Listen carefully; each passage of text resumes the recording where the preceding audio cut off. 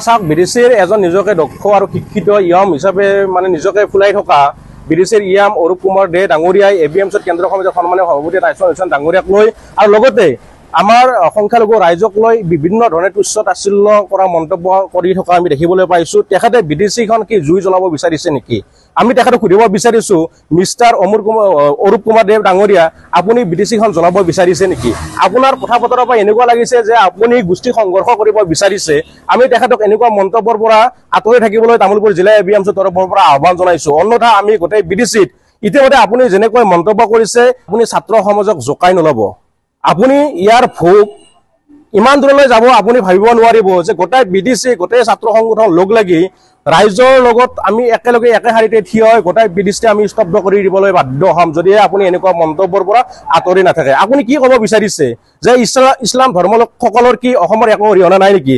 ইছলাম ধৰ্মলোকসকলৰ কি একোৱেই নাই নেকি? আপুনি আপোনাৰ মন্তব্য এনেকুৱা ধৰণৰ মন্তব্যৰ পৰা আপোনাক আঁতৰি থাকিবলৈ আমি তামুলপুৰ জিলা এবিএমচিৰ তৰফৰ পৰা সকীয়াই দিছো আৰু আপোনাক এনেকুৱা ভৱিষ্যত যাতে নকৰে তাৰ বাবে আমি এবিএমচিৰ তৰফৰ পৰা দাবী উত্থাপন কৰিছো। তেখেতক আমি এবিএমচি তামুলপুৰ জিলা এবিএমচিৰ তৰফৰ পৰা সকীয়াই দিব বিচাৰিছো, মিষ্টাৰ অৰূপ কুমাৰ দেৱ ডাঙৰীয়া, আপুনি এনেকুৱা তুচ্ছ তাচ্ছিল্য মন্তব্যৰ পৰা আপুনি বিৰত থাকক। অন্যথা আমি বিডিচি সম্পূৰ্ণৰূপে স্তব্ধ কৰি দিবলৈ বাধ্য হ'ম। চাওক বিডিচিৰ এজন নিজকে দক্ষ আৰু শিক্ষিত ইয়ম হিচাপে নিজকে ফুলাই থকা বিডিচিৰ ইয়ম অৰূপ কুমাৰ দে ডাঙৰীয়াই এবিএমচিৰ কেন্দ্ৰীয় সমিতিৰ সন্মানীয় সভাপতি টাইছন হুছেইন ডাঙৰীয়াক লৈ আৰু লগতে আমাৰ সংখ্যালঘু ৰাইজক লৈ বিভিন্ন ধৰণে তুচ্ছ তাচ্ছিল্য কৰা মন্তব্য কৰি থকা আমি দেখিবলৈ পাইছো। তেখেতে বিডিচিখন কি জুই জ্বলাব বিচাৰিছে নেকি?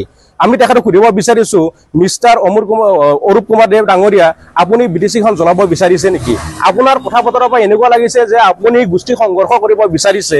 আমি তেখেতক এনেকুৱা মন্তব্যৰ পৰা আঁতৰি থাকিবলৈ তামুলপুৰ জিলা এবিএমচিৰ তৰফৰ পৰা আহ্বান জনাইছো। অন্যথা আমি গোটেই বিডিচিত ইতিমধ্যে আপুনি যেনেকৈ মন্তব্য কৰিছে, আপুনি ছাত্ৰ সমাজক জোকাই নলব। আপুনি ইয়াৰ ভোগ ইমান দূৰলৈ যাব আপুনি ভাবিব নোৱাৰিব যে গোটেই বিডিচি গোটেই ছাত্ৰ সংগঠন লগ লাগি ৰাইজৰ লগত আমি একেলগে একে শাৰীতে থিয় হৈ গোটেই বিডিচি আমি স্তব্ধ কৰি দিবলৈ বাধ্য হ'ম যদিহে আপুনি এনেকুৱা মন্তব্যৰ পৰা আঁতৰি নাথাকে। আপুনি কি ক'ব বিচাৰিছে যে ইছলাম ধৰ্মলোকসকলৰ কি অসমৰ একো অৰিহণা নাই নেকি?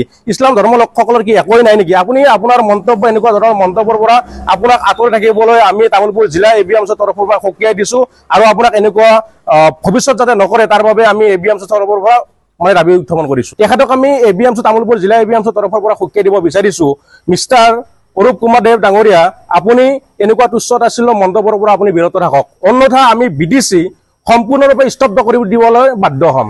চাওক বিডিচিৰ এজন নিজকে দক্ষ আৰু শিক্ষিত ইয়ম হিচাপে নিজকে ফুলাই থকা বিডিচিৰ ইয়ম অৰূপ কুমাৰ দে ডাঙৰীয়াই এবিএমচিৰ কেন্দ্ৰীয় সমিতিৰ সন্মানীয় সভাপতি টাইছন হুছেইন ডাঙৰীয়াক লৈ আৰু লগতে আমাৰ সংখ্যালঘু ৰাইজক লৈ